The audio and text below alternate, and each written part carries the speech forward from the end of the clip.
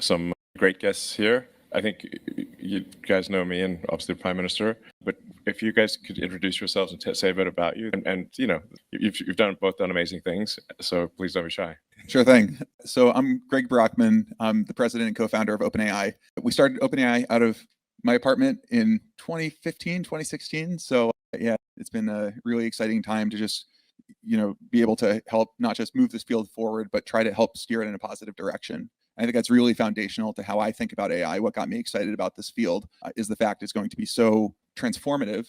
And I think it can benefit everyone in huge ways, but we also really need to mitigate the downsides. And so I think that's something that really resonated with me about the earlier conversation. I hope we'll talk about a lot in the upcoming minutes. And since Greg was too modest to say so, I'm going to add something to your introduction of yourself there, which is just a few years ago when Greg and his colleagues were saying, in a few years, we believe we can actually build AI that can master human language and common knowledge. A lot of my colleagues in AI were like, that's crazy science fiction. It's going to take decades. But you did it. We literally had an intern in 2016, so our very first summer, who we had this conversation about how to solve the Turing test. And we had all these ideas and whatever. And we were like, all right, 3 years, we'll solve the Turing test. And that intern told me, I'm out. Like, I'm not joining full time. Like, you guys are crazy. And 3 years later, we had GPT-2. So we didn't quite solve the Turing test. So he was right. But I think that we had far more progress than I think most people thought possible. So I'm Max Tegmark. I'm a professor doing AI research at MIT. And I think it was spot on what we heard earlier here from you, that artificial intelligence will be both a blessing and a curse. I've for a long time been very excited about the blessing part, how we can use it to solve all of the problems that we haven't been smart enough to solve before and go far beyond and help life flourish for billions of years on Earth and beyond. And I also, though, I'm very concerned about the curse part. So 9 years ago, I founded this nonprofit called the Future of Life Institute. Together with Elon, we launched the first ever attempt to mainstream AI safety by launching a worldwide grants program and educate and do conferences and so on that you, Greg, participated in also, to make sure we can steer this ever more powerful technology away from the curse towards the blessing direction. Well, can I say that I want to plug this book. You wrote this book, and I read it. It's a good book. It's a very good book. Was it ChatGPT or? I have an alibi because not even Greg was fast enough to have it written by the time. ChatGPT ain't good enough yet to do this, but from what I hear, you guys saying it's good. Yeah, give it a minute. It will 30 seconds. Well, you see, let's talk about that because I think that the kind of things that you bring here are monumental. When I see the talent on this stage, excluding myself, I'm reminded of what JFK, John Kennedy, said. When he brought his gifted team into the White House, he said, "This is the most gifted team ever since Thomas Jefferson died alone." So I think you're about to surpass that, and you are changing history. And I'm sure, with such power comes enormous responsibility. And I think that's the crux of what we're talking about here, is how do we inject a measure of responsibility and ethics into this exponentially changing development? How do you do that? Yeah. That's really what I'd like to know from you. I think that this should be a very interesting discussion. And, I think I know almost everyone in AI, and I think I really can't think of anyone who's got bad motivations in AI. I think everyone I know in AI has good motivations. They want to create technology that helps the world. But one could also say, if you think of someone like Einstein, who was obviously a very sort of peace-loving person, and he didn't think that there would be a nuclear bomb created as a result of his discoveries in physics. He wasn't thinking, let's make super weapons. He was thinking, let's try to understand the truth of the universe. So it's just important I always want to just preface, any criticism of AI development with it not being a criticism of the people doing it, but just to bear in mind that just as Einstein didn't expect his work in physics to lead to nuclear weapons, we need to be cautious that even with good intentions, the best of intentions, that we could create something bad. That's one of the possible outcomes. And we want to try to take whatever actions we can to ensure that the future of humanity is good and that AI is much more of a blessing than a curse. I mean, that's definitely why I work on it. I think that not for evil, it turns out, but I think that balance is really key. And I think that one of the things that is important is to really calibrate the choices with respect to the technology, right? Because I think this technology, it has this way of being very surprising. The way that people pictured, like you read Asimov, you read kind of all the science fiction, you read Eliezer Yudkowsky and kind of all this thinking people are doing about very smart machines that are smarter than humans.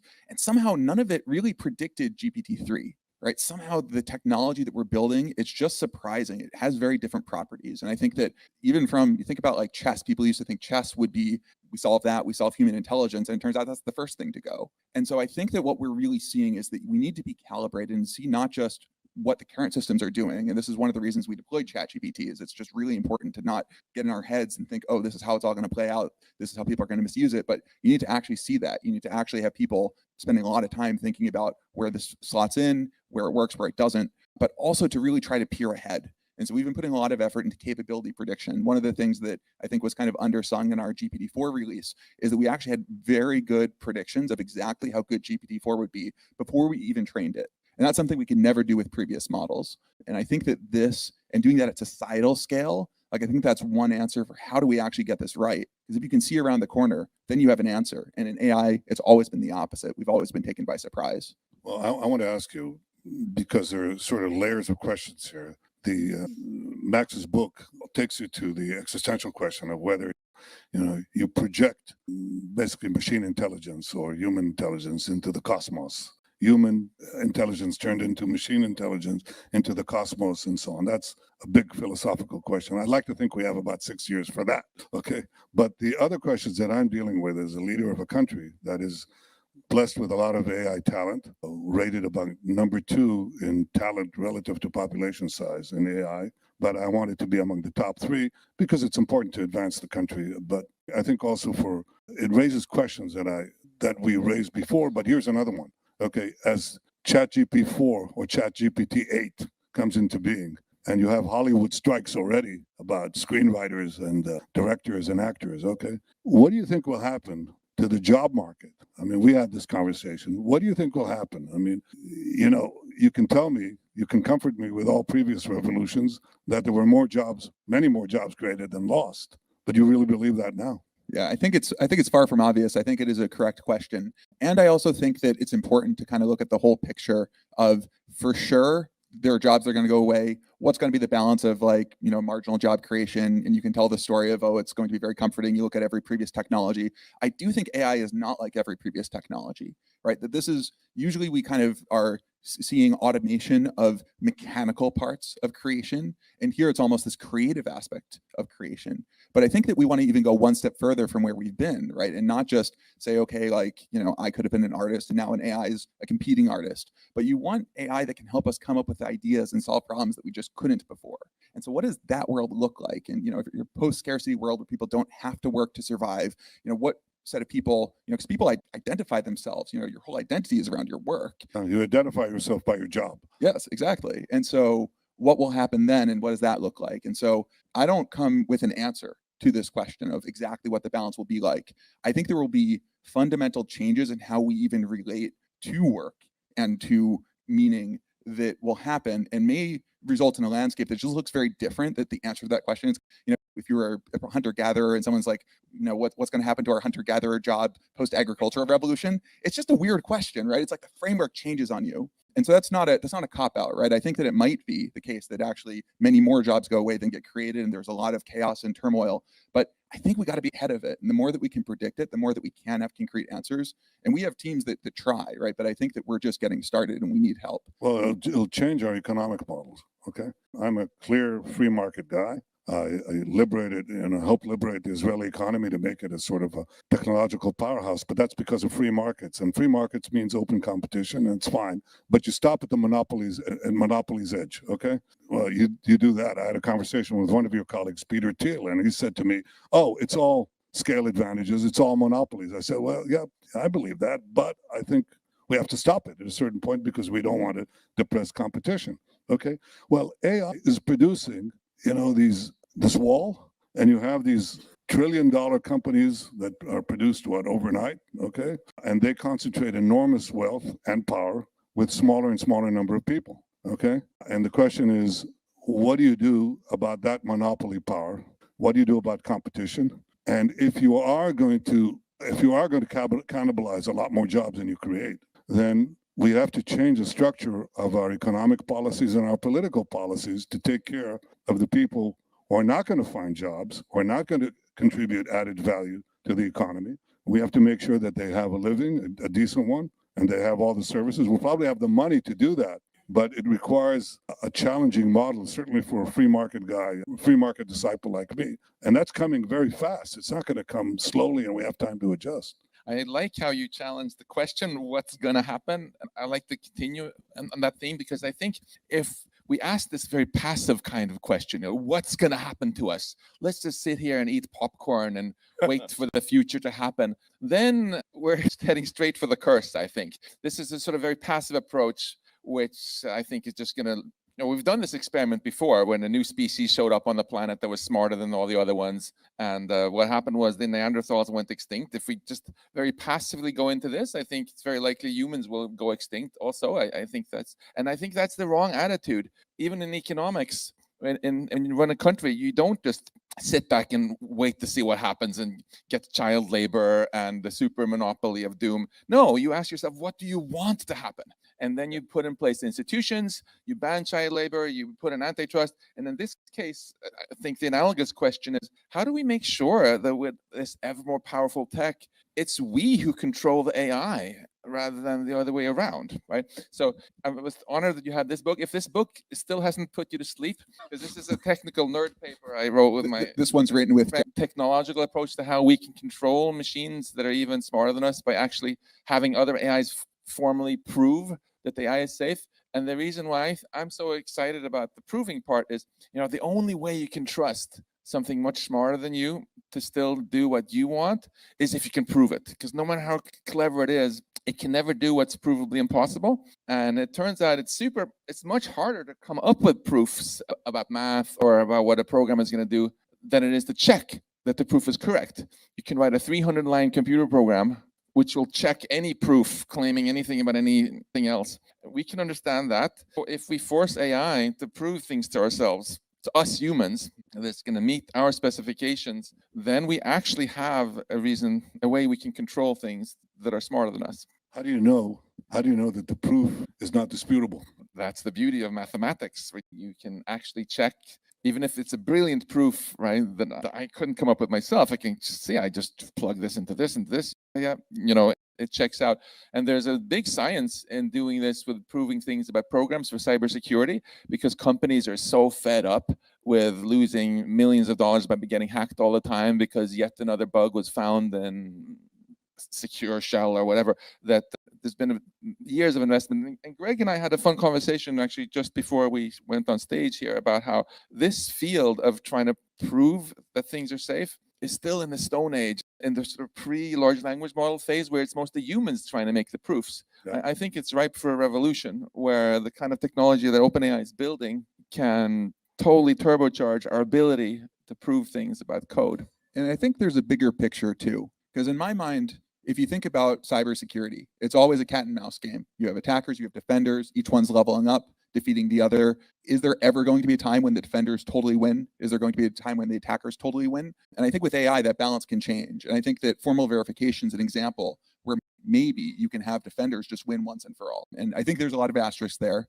I think it's definitely a maybe, but I think that at least at a technical level, formal verification has been this idea of, if you could mathematically prove these systems are safe and good and that you don't have bugs in your Linux kernel, then all of these bugs we've seen, we were talking about Heartbleed and shell shock and all these bugs from the past 10 years, those would be solved. Those would go away. You would know there'd be no future one of those. Now, you need to be very careful because you need to make sure that your underlying machine model is like actually correct and a bunch of details like that. But it's just interesting to think that these fundamental things we believe about how security works might just be up, and we've never had an opportunity for that. That'll give us a lot of free time. Exactly. And it's worth adding for the nerds listening to this who like the code, normally debugging, all that ever does is all it can ever accomplish is prove that there is something wrong. Right. If you don't find any bugs, is there one more or not? Whereas when you prove it, when it's what's called formal verification, as Greg said, that means you seal the deal. Guaranteed. You seal the deal. Seal the deal. All right. That assumes, by the way, that mathematics is, that's it. It's the law of the universe. It's not going to change. You're not going to get alien mathematics. You're not. You don't need to assume that, actually. Well, you sort You of get do. into Gödel's incompleteness theorem and things like that. That comes in a big way when you're dealing with infinities of various kinds. All the computers, even Greg's very biggest servers, it's all finite. I would say you still got to watch out for the alien mathematics. But you can totally formalize what it means that it's impossible to hack into his laptop. And if you have a rigorous proof, I think that seals the deal. So I think that beyond these, these enormous questions that you raise, I think for me, the immediate problem is to fashion a national policy, which I intend to announce in a few months. And you guys are stimulating me, I have to say, this visit. But you sort of think, okay, what is it that you're trying to achieve? You're trying to better all the systems: transportation, health, education, agriculture, production, everything, for government, for the private sector, for philanthropy, for academia, and so on. And what is the role of the government in this? And, various countries are seeking solutions to this. What do you do? What kind of instruments do you build?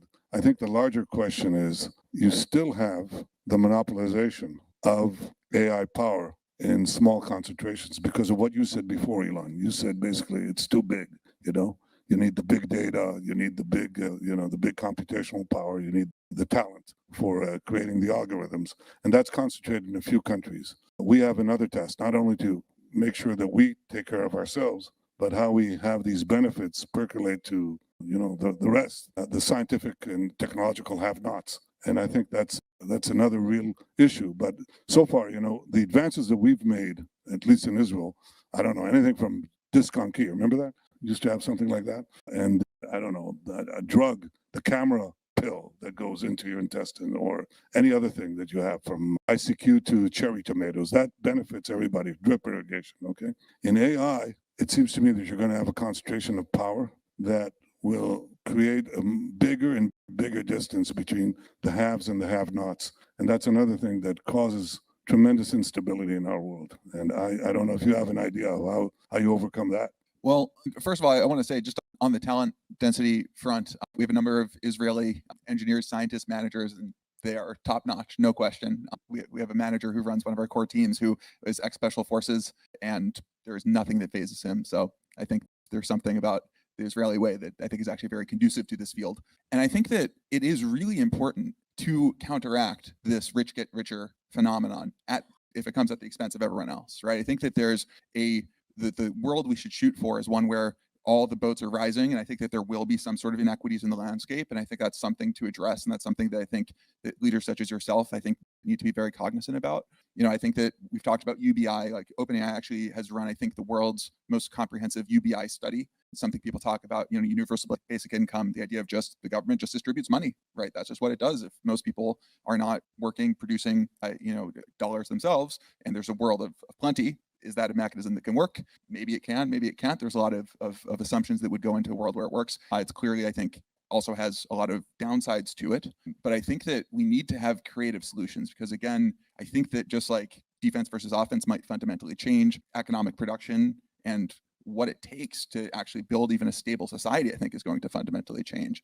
Well, Elon, you said when I asked you this question in one of our nighttime conversations, I asked you, well, what are you going to do when people don't have jobs and we shell out money for them? And you said, I think you said, oh, what's bad in living in paradise, right?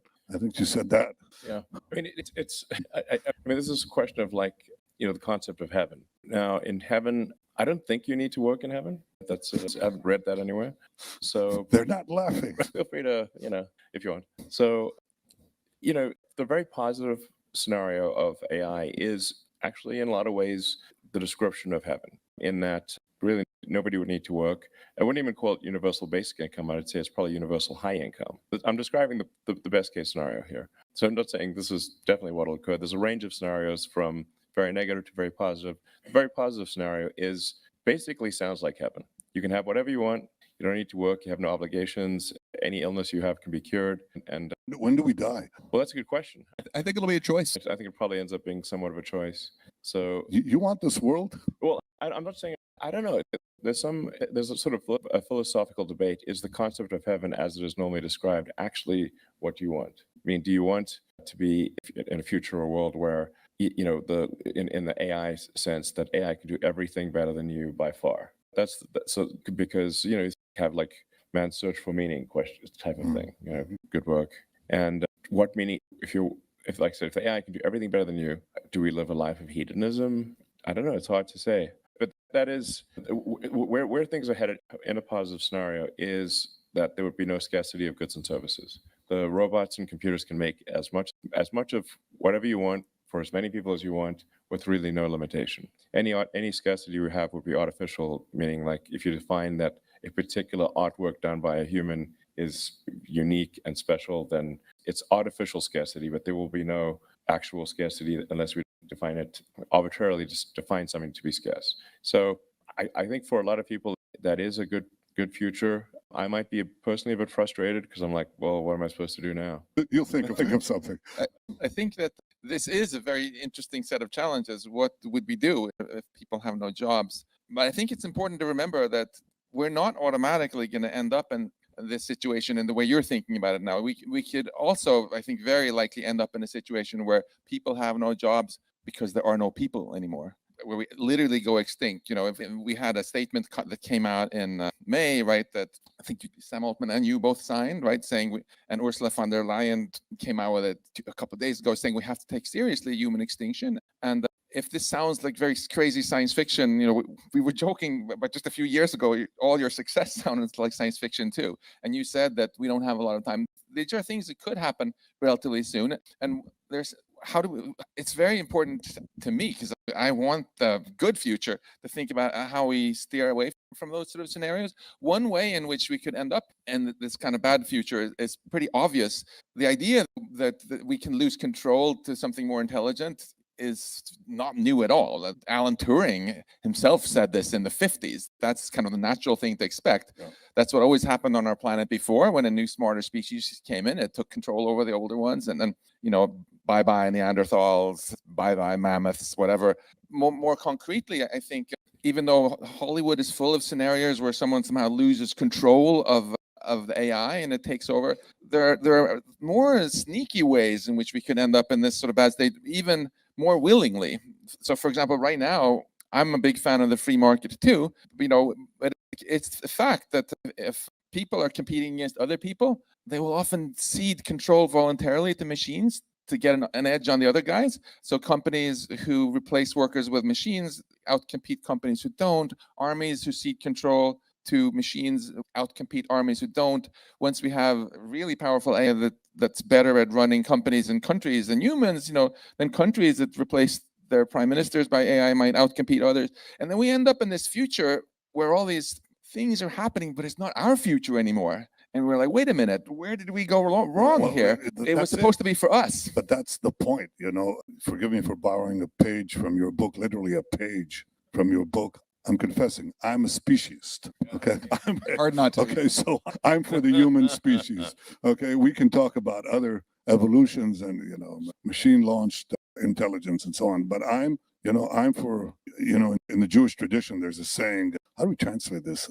The impoverished of your own city, of your own town, precede the impoverished of other towns. So the human species, as far as I'm concerned, is something that I'm vitally interested in maintaining. And I'll tell you that the problem we have is not merely extinction, which I hope you can extemporize, just elaborate on. But here's something else. Even if we don't go extinct, how do we define ourselves? You talked about that, Greg, okay? So we defined ourselves. We had this myth in the Bible.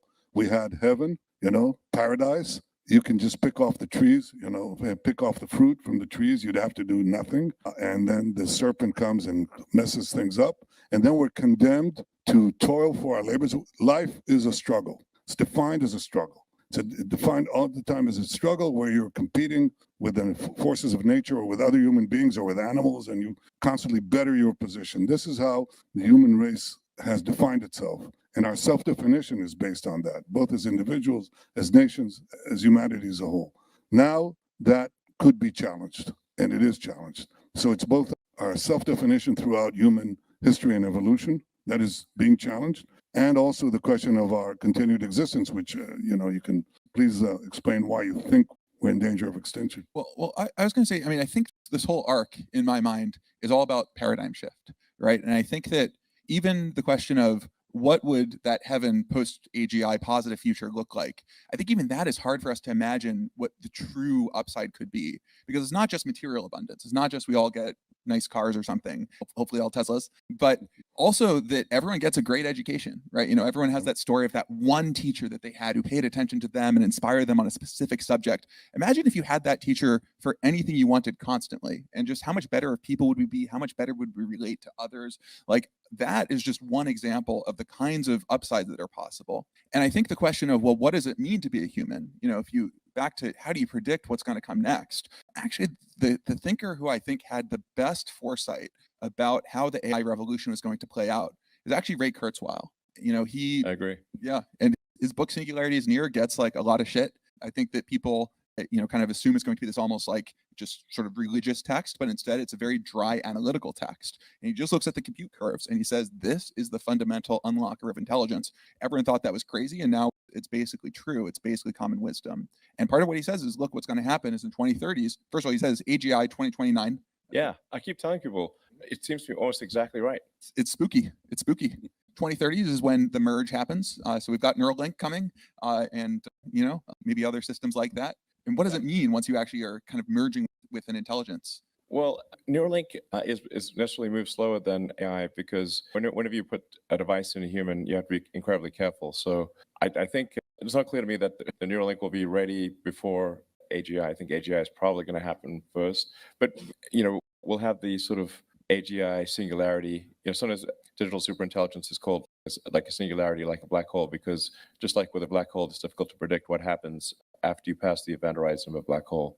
And we are currently circling the event horizon of the black hole that is digital superintelligence, the event horizon. So, but I bet part of the reason for Neuralink, although initially it will be very helpful to people who have brain or spine injuries, just doing basic stuff like enabling people who are tetraplegics or like a Stephen Hawking to communicate actually even faster than I'm communicating with a fully functional body. So, and ultimately to improve the bandwidth between the cortex and your AI version of yourself. In fact, I think a lot of people perhaps don't quite realize that they're already a cyborg.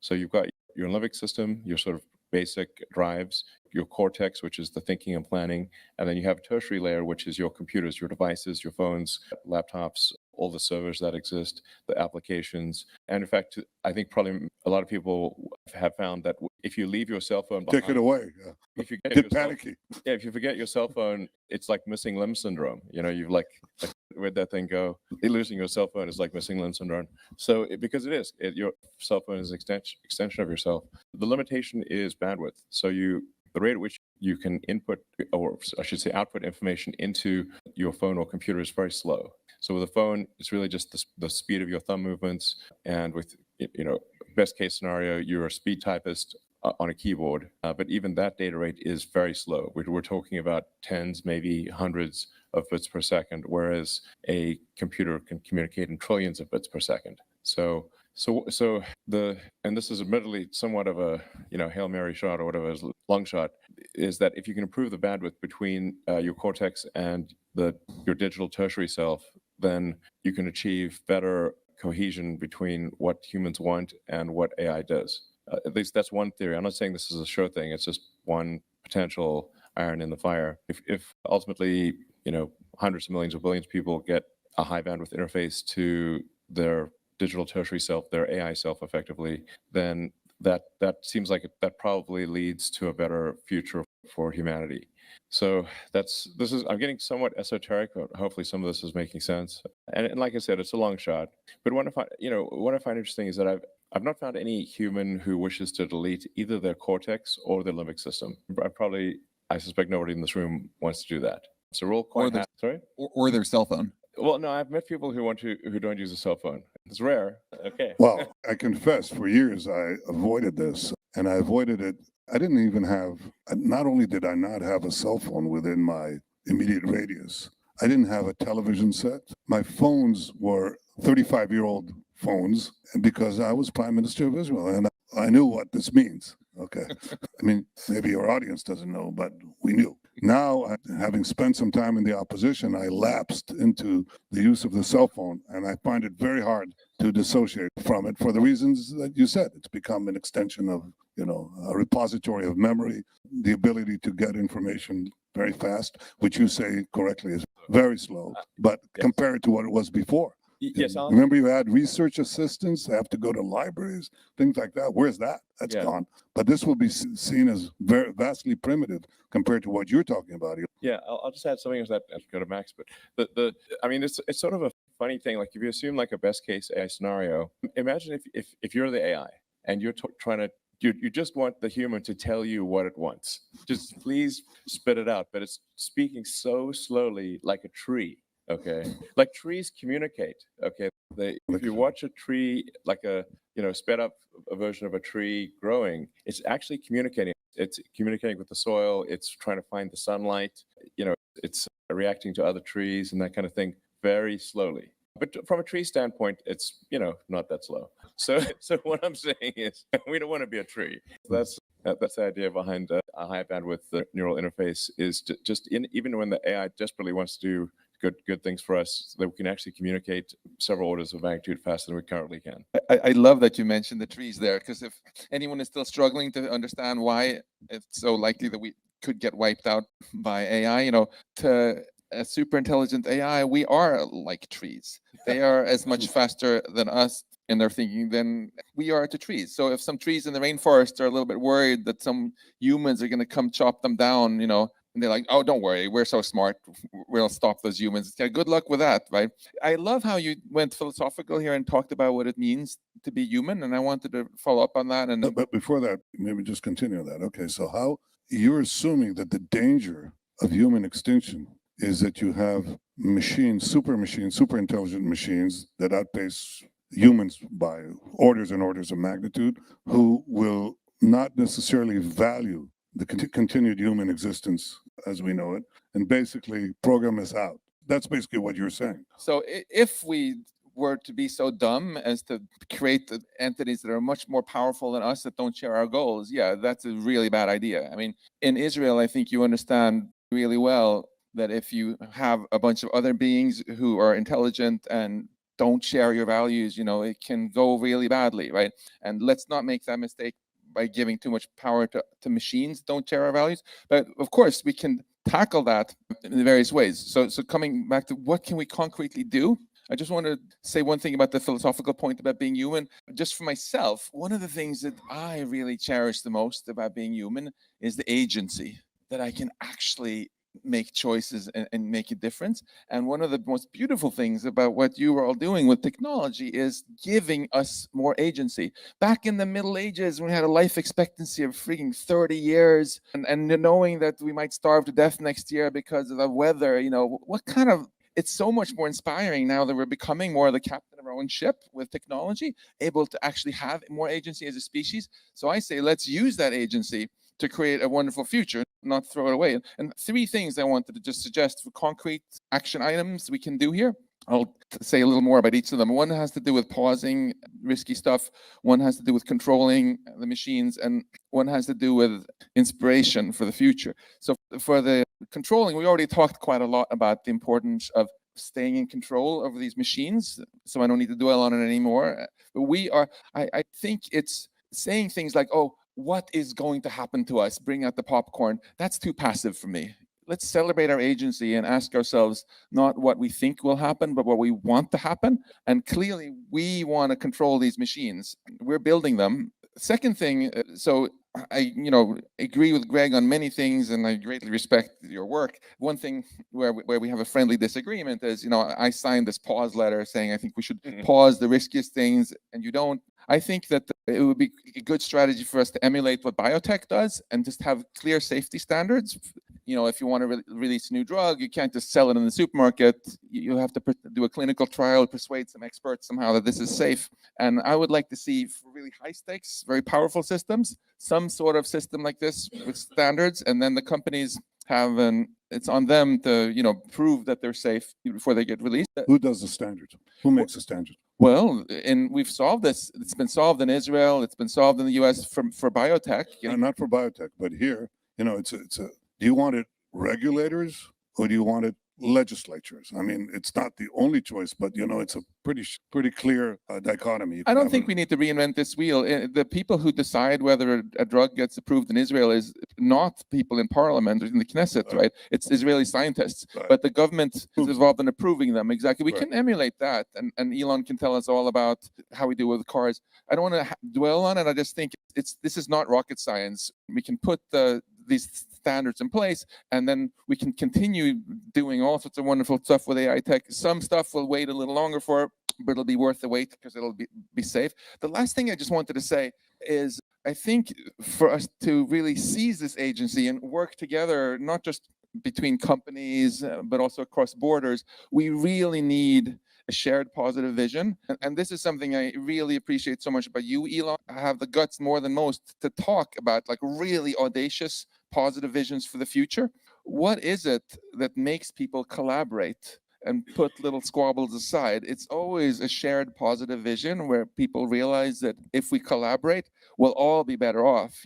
Technology is not a zero-sum game, right? You can take countries like Sweden and Denmark that had been killing each other for centuries and flat GDP, and then technology came along and they both got dramatically better off. It's so obvious that the technology that you're building, can make all humans just spectacularly better off with AI, and not just on this planet.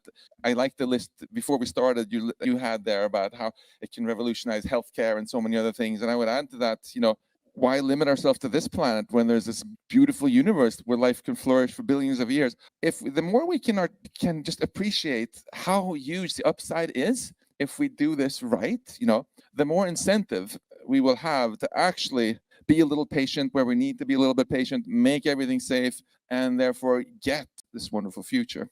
Well, maybe we're sort of lagging behind in our social and political developments. This is like having nuclear technology in the Stone Age. What do you do with it? Which I think is more or less the thing that I talked about in terms of the pace of development, the pacing, basically what solutions we need to put in place to maximize the benefits and limits the risks. I think we're there. I think we should have a meeting of minds. You were in the Senate the other day. I presume you were talking about this. I mean, Yeah. You don't have to divulge what you can't divulge, but divulge what you can. Well, there were a lot of people in the meeting, so I don't think it was secret. It was just a discussion on AI regulation. And actually, Sam Altman from OpenAI was there, and a number of leaders were there.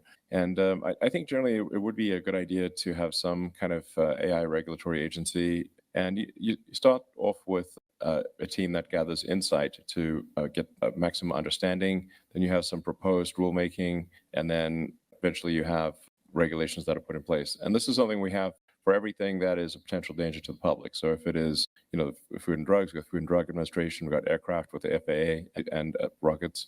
There's anything that is a danger to the public over time. We have learned, often the hard way, after many people have died, to have a regulatory agency to protect public safety. I'm not someone who thinks that regulation is some panacea where it's only good. Of course, there are some downsides to regulation in that things move a bit slower, and sometimes you get regulatory capture and that kind of thing. But on balance, I think the public would not want to get rid of most regulatory agencies. And you can think of it also as like the regulatory agency being like a referee. What sports game doesn't have a referee? You need someone to make sure that that people are playing fairly, not breaking the rules, and that's why basically every sport has a referee of one kind or another. So that's the rationale for AI safety. And I've been pushing this all around the world. And when I was in China a few months ago, meeting with some of the senior leadership, my primary topic was AI safety and regulation. And they after we had a long discussion, agreed that there's merit to AI regulation and immediately took action in this regard. So sometimes we'll get this comment of like, well, if the West does AI regulation, surely then what if China doesn't and then leaps ahead? And I think they're also taking it very seriously because, in the opposite of whatever moral constraints you programmed into the system. I mean, Greg, I don't know what you think. What are your thoughts on this? Yeah, I mean, I think, again, it's just like this technology is almost backwards from how you'd expect it to work. Like, I think that a lot of people talk about the paperclip problem of, if you think of that as, if we literally program into a machine, make as many paperclips as possible, and it gets really smart, and it's like, well, there's all these houses and factories and other things that are not producing paperclips. They're all going to be just paperclip production now. All these humans that are in the way, paperclip would be a better arrangement of their atoms. And that's just not the technology path we actually seem to be on. You look at GPT-3, and it is a system that gets the nuance, it gets the common sense. Now, it has other problems, right? It makes mistakes that no human ever would. It like kind of loses its chain of thought and says all these weird things. It sometimes makes things up. Like, we have real problems we have to encounter. But I think that for me, that the hard thing that I think gets lost in some of the conversations is the nuance, right? Of really being coupled to what's the technology we actually see, and particularly, how does it depart from our intuitions about where we thought it would go? I actually think it's even interesting, Max mentioned the pause letter. The pause letter, one of the key parts of it was to not train GPT-5 for the next 6 months. And we looked at that and we were like, well, we're not training GPT-5 for the next 6 months anyway. And so, it's just like, again, if you kind of miss the sort of nuances of what's going on at a mechanical level, and some of this does require getting like really in the weeds and coming and talking to us and us opening up and showing kind of our in progress work. And I think that's something that will be very important as you think about moving to these very powerful systems. And I also think there's another blessing and curse of how the technology is playing out, where we talk about digital superintelligence and we also talk about ChatGPT.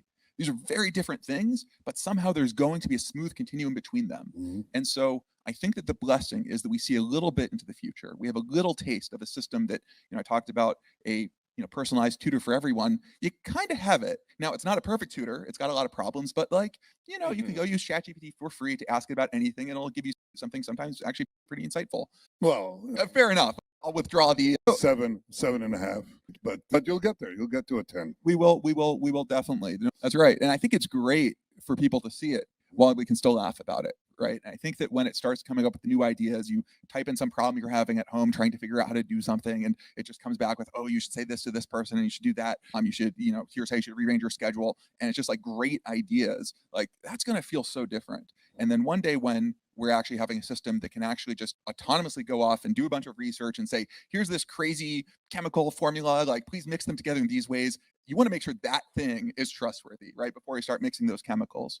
And so I think that this question of how do we separate out the sort of diffusion of today's AI technology and application, and really, all the debates that we're having, let those happen. Open source technologies like that everyone's building, we should not squelch those. We should actually promote those. But I think that also looking ahead, being ahead of the game here, and saying there is going to be a point, and we're hitting that wall, where we're going to be building the most massive machines that humans have ever built. Like Elon talks about these massive rows of data centers with all these computers. Like it's one of those things where you kind of have to see it to really feel it. Like, I've walked through some of these data center halls, and you just get a sense of the scale of what's being built. And it's very different when it's abstractly just like you're looking at, oh, is this many GPUs, and looking at numbers. It's like you just realize the mechanical force that is behind what you're building for cognitive intelligence. And I think that kind of thing we need international answers for. I fully agree with you. I think, first of all, with all due respect to the pause button, we ain't going to get it. It's not going to happen. I think you can't put the genie back into the bottle, and I'm not sure you can slow it down. The only thing you can do is just accelerate our own efforts. And I think you're right. It has to be international. I think you start with the like-minded and like-valued states. Start with that. And frankly, I think, obviously, what AI stands for. It stands for America and Israel, obviously. I'm just plugging my own country, but it's not an empty plug, because I think that there's a concentration of talent in Israel that makes it more than a mouse compared to the American elephant. It's more than that. It's a very nimble mammal, very fast, compact. And it's also got this feed of military AI, which moves very fast and takes a very large part of the population. The talent's there. It screens it and trains it very quickly. So I think that you start with the like-minded states. You definitely should have a very robust conversation. First of all, decide among us what is something. There are things that we wouldn't want to share, and it's obvious, related to our security. There are standards that we have, ethical standards and other regulations that we have to achieve quickly between industry and governments quickly. And then I think we have to conduct a robust discussion with the other powers of the world based on their self-interest, as you began to do. And I think that's a pioneering work. And I think we have a shot, maybe, at getting to some degree of control over our future, which could be amazing. I'm not sure I want to live in heaven. It could be boring. I don't mean the boring company. I mean, it could be boring, but I think we're headed. I'd much rather have a boring heaven than an interesting hell. So here at Tesla, they have a different name for pause button. They call it the brake. And when we launched this pause letter, right, I personally didn't think that it was immediately going to cause a pause. For me, the real purpose of it was to mainstream the conversation about these issues, which really did happen. And I really appreciate you and Sam and your colleagues for saying very openly that there may come a time when you will want to pause certain things if you meet certain criteria, right? Now, if Elon says that there may come a time when he's going to slow down his Tesla, I would trust that more if I knew that Tesla actually had brakes in it, so that they had like a mechanism by which you could actually slow it down. So this is something I'm very curious actually to hear from you about. What criterion would you say that you all have? Can you say it in the future, say it already now? Like, what are some things which would make you want to pause? And then won't it be difficult with the actual mechanism, like to resist commercial pressures to continue, even if you and Sam want to pause? Well, I actually kind of agree with both of you, right? That I think that my picture of how the future is going to play out in terms of AI development is not as simple as, oh, you're scaling models and then you see something a little bit weird and then you like stop all scaling and you all go home or something, right? It's definitely not going to be that. I think that we need to be making maximum velocity efforts towards a good future, right? And I think that is something that you don't want to pause. You actually want to put the foot on the pedal. Now, of course, the question is, what actions actually get you towards there, which ones are against it. Like I think that nuance is something that I think is what we should be debating. But that's why I actually bounce a little bit off of the framing of a pause, because I think even to the point of GPT-4 doing all of this prediction work ahead of time, like if that prediction work was a little bit wobbly, we weren't quite there. And we actually do this all the time, that there was like some experiment that like came back a little bit strange. We're not really sure we understand it. We actually spend a lot of time to fix that. And it's not even, even if you forget about the safety reasons, and actually one of the reasons we do it is safety motivated, but if you even forget about that, you're just not going to build a good system. And so I think that there's a lot of places in AI where there's actually great alignment between capability and safety, between building something useful and something that is safe. It's not perfect, but I think it is actually surprising where there are divergences. Actually, the single biggest divergence we've seen has not been, too much pressure to deploy quickly, because I actually think that getting things out, like you can see the market, it hates hallucinations. It hates it when the model makes something up. All the jokes we made about, it doesn't give you good insights, the market hates that stuff, right? And actually, I think it's very aligned with safety to fix them. But what the market actually pushes us against is actually when it comes into conflict with other values, for example, privacy, right? So that the way we launched the initial GPT APIs was that we said, hey, we're going to monitor everything. We're going to record everything. Like if something sketchy comes up, we'll go and look, and we'll be able to look back in the logs. We'll be able to see what you did. People hate that, right? Like, you kind of want that for everyone else, but for yourself, you want privacy. And so how do you balance those two factors? And we actually see this very much in terms of to actually win deals, to decide to be able to give companies the assurance that, hey, we're not going to retain any of your data. We'll delete it immediately. That removes our ability to do any investigation post hoc. And so this is actually a place where I think government can be very helpful, where norms can be very helpful to say, hey, even though, this is what would be, commercially most viable, that this is what the rule is going to be, and everyone has to play with it. You don't have a race to the bottom. So I think that again, it's all going to be nuance. It's all going to be, I think, like I've just accepted that this field, it's totally counterintuitive. Like everything we learn just is like, it just would make you just like, if you told yourself 10 years ago, you would have said, there's no way, that sounds totally crazy. And somehow we have to navigate through that. Well, the only thing that I can add to this conversation is to invite you all to Israel. I'd like to, in fact, continue this conversation. In fact, bring a few more of your colleagues and a few leaders to discuss this international strategy for like-minded states. To begin with that, first like-minded states, then the world. Okay, how about that as a plan of action? But I think that the work that you are doing is amazing. Nothing short of it. Elon was saying, what is a human being? It's sort of this two-legged thing, ape-like creature with a cortex and a computer, and its wants, desires, and a brain. But the brain is developing in ways that we couldn't possibly imagine, and it just doesn't stop. Well, I mean, from my earlier comments, like the thing that perhaps should provide some hope for digital super, not being controllable in a very, very specific way, but acting in a way that is beneficial to humans, is that our cortex and our limbic system, the cortex is actually in service to the limbic system. So, the cortex, the thinking part, is constantly trying to make the instinctual part happy, even though it is much smarter than the instinctual part. And so I think there's hope there that digital superintelligence, even though it is much smarter than our cortex, will nonetheless want to make the cortex happy and ultimately the limbic system happy. I mean, not to get too off color here, but the sheer amount of thinking and that people have done to have sex is a lot, but not sex for procreation, just to make the limbic system happy. So, given how much thought has gone into getting laid, essentially, but for the sole purpose of getting laid, not procreation. And all that does is make the limbic system, give a spark of joy. I think that's actually suggests that there is a good future where even if we don't understand the digital superintelligence, just as the limbic system does not understand the cortex, it might still actually, at the end of the day, be trying to make our limbic system and cortex happy. Is that a happy note to end? I think it's a great note to end on. Thank you. Thank you, everyone. Thank you. Epic. So it's really fun.